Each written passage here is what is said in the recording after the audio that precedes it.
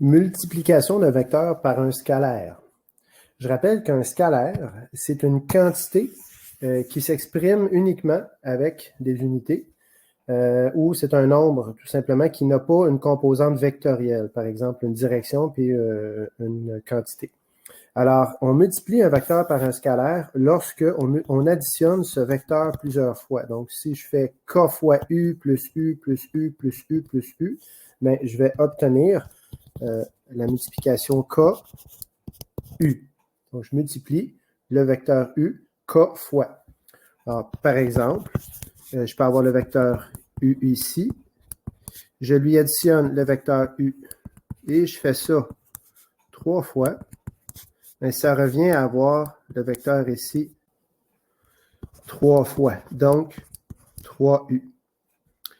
Deuxième exemple. Supposons que j'ai le vecteur ici v. On peut multiplier un vecteur par un nombre négatif. Un scalaire peut prendre n'importe quelle quantité. Alors, rappelons-nous que moins v, c'est le même vecteur qui a la même direction et la même norme, mais pas le même sens. Et là, je fais tout simplement l'aligner. Ça, c'est moins v et moins v. Donc, moins 2v. J'obtiens donc celui-ci, comme ça, moins 2v. Voilà. La deuxième chose, multiplier un vecteur par un scalaire revient à multiplier également les composantes du vecteur par un scalaire. Comme illustré ici, si le vecteur u a les composantes a et b, alors je rappelle ce sont les composantes horizontales et verticales, et que le scalaire k est un nombre réel, alors je peux écrire que k fois le vecteur u, c'est k fois les composantes ab, et là la distributivité s'applique. J'ai donc ka, kb. Par exemple, si u est 18, 4 et que k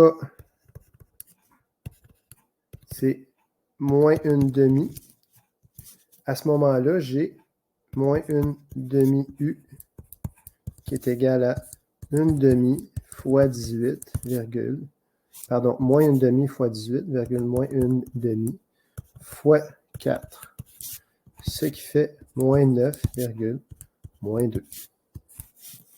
Alors, c'est comme ça qu'on multiplie chaque composante du vecteur par le scalaire. Maintenant, les propriétés de la multiplication d'un vecteur par un scalaire, bien, en fait, ça revient toujours au même. On parle de multiplication, donc associativité. Ce que ça veut dire, c'est que je peux multiplier deux scalaires ensemble et multiplier ce produit par un vecteur.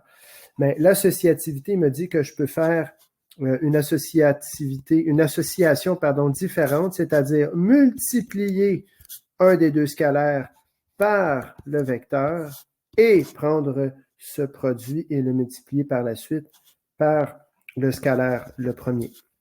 Donc, ça revient à dire que l'ordre n'a pas d'importance. Deuxièmement, la distributivité de l'addition sur les vecteurs.